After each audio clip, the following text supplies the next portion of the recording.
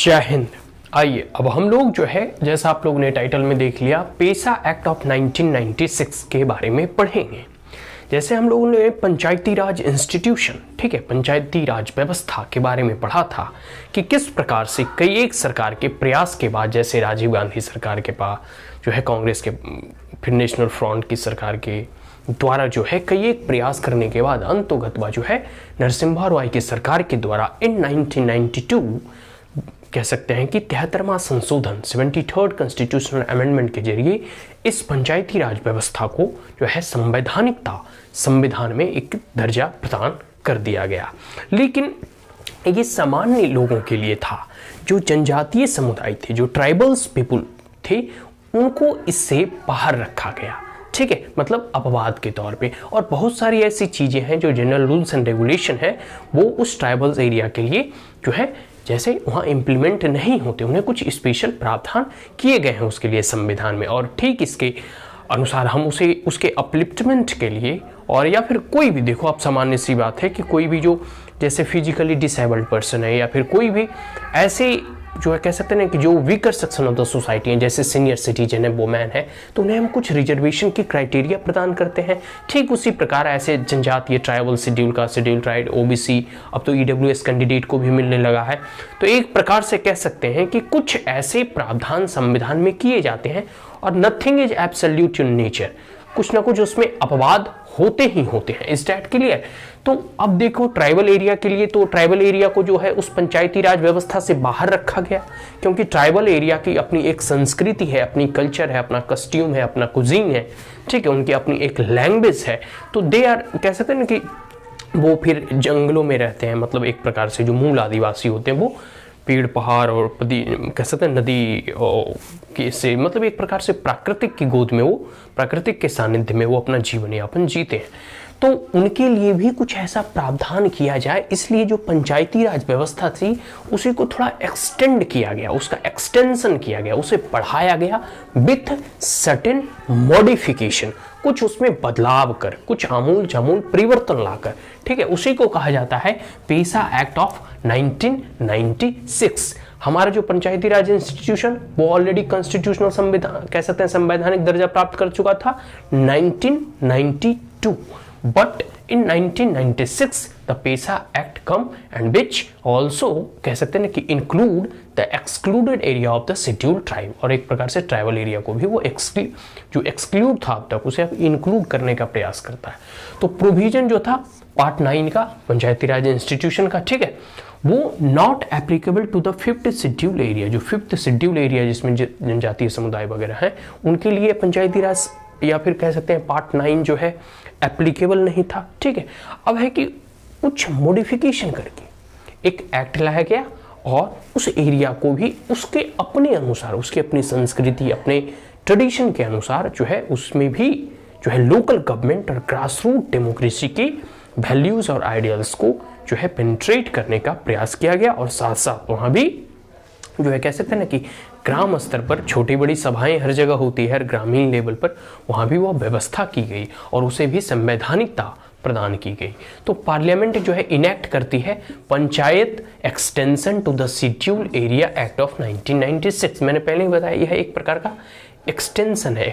Extension और extend से आया। एक्सटेंड मतलब होता है बढ़ना, बढ़ाना, ठीक है। तो panchayat extension to the schedule area act of 1996, तो 1996 में लगभग 4 से 5 सालों के अंतराल में ही वो जो है कह सकते हैं पूरे के पूरे ट्राइबल एरिया में भी पंचायती राज सिस्टम को इंट्रोड्यूस किया गया with certain modification according to their tradition, culture, ठीक है। और इसमें मुख्यतः जो कुछ स्टेट हैं, जो राज्य हैं, जैसे आंध्र प्रदेश हो गया, छत्तीसगढ़ हो गया, गुजरात हो गया, हिमाचल प्रदेश, झारखंड, मध्य प्रदेश, महाराष्ट्र, उड़ीसा एंड राजस्थान,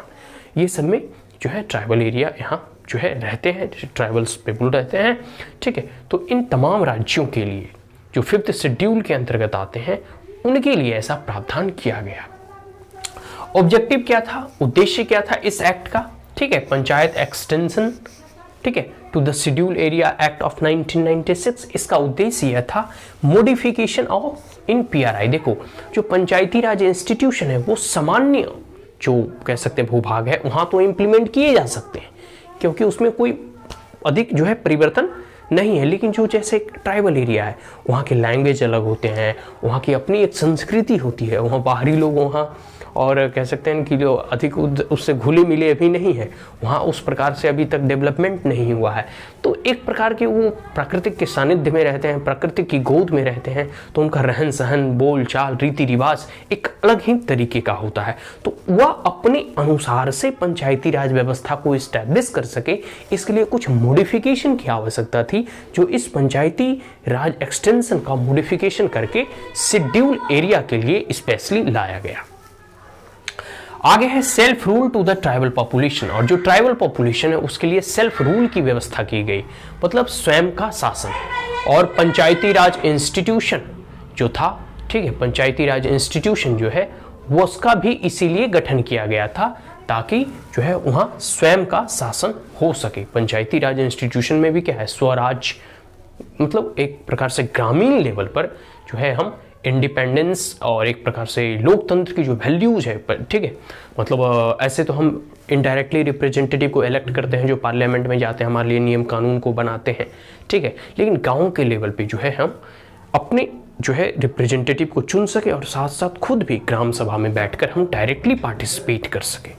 तो वही है सेल्फ रूल, स्वयं का शासन, जो अपने द्वारा हम खुद नियम बनाते हैं और अपने द्वारा खुद शासित होते हैं, स्वशासित या स्व का शासन, ठीक है। आगे है विलेज गवर्नेंस, जो विलेज और ग्रामीण स्तर पर जो गवर्नेंस की बात है उसमें भी इसमें अच्छा होगा, ग्राम सभा का आयोजन किया जाएगा ट्राइबल एरिया में भी, और nucleus of the all activities, और यह एक प्रकार का न्यूक्लियस होगा ऑल एक्टिविटीज। ऑल एक्टिविटीज़ कहने का मतलब है वहाँ के डेवलपमेंट से संबंधित हो, वहाँ के एजुकेशन से संबंधित हो, वहाँ के कल्चर, कस्ट्यूम, कुजीन, तमाम चीज़ों से संबंधित जो उस ट्राइबल एरिया, उस ग्राम या फिर ट्राइबल विलेज से बिलोंग करता हो, उन तमाम चीज़ों से संबंधित का एक न्यूक्लियस एक्टिविटीज होगा जो ग्राम सभा के द्वारा उसका निर्णय लिया जाएगा। आगे है administered and self guard tradition and customs. ये एक प्रकार से एडमिनिस्टर्ड करने का प्रयास करेगा, पूरे के पूरे वहाँ देखभाल, निगरानी, मॉनिटरिंग, ठीक है। ऐसे भी वो लोग करते हैं, एक वहाँ भी एक कबीला होता है और कबीला का एक सरदार होता है, ठीक है। तो सेफ गार्ड करने का प्रयास करेगा, फिर अपनी सुरक्षा का भी जो है योजना बनाएगा, अपनी संस्कृति का, अपने कस्टम्स का भी वह प्रचार प्रसार करेगा और साथ साथ उसका संरक्षण और संवर्धन करेगा। आगे है power conducive to tribal requirement, और जो ऐसे शक्तियां भी इस एक्ट के माध्यम से उसे देने का प्रयास किया गया है जो उनके लिए अनुकूल हो, कंड्यूसिव हो, जो उनके वातावरण के लिए, उनके रहन सहन के लिए, उनके जीवन यापन के लिए, ठीक है। तो ये क्लियर हो गया पेसा एक्ट ऑफ 1996 क्यों लाया गया। यह पंचायती राज व्यवस्था का ही एक एक्सटेंशन है जो कि ट्राइबल एरिया के लिए किया गया, और इसके क्या ऑब्जेक्टिव्स थे, किन किन स्टेट्स में यह इंप्लीमेंट किए जाएंगे, ठीक है। So that's all, thank you, and if you are the first time on my channel, then like it, share it, as well as subscribe it. Also press the bell icon, and if there were any queries, comments, suggestion, advice, you may comment in the comment box. Thank you once again. Have a great day.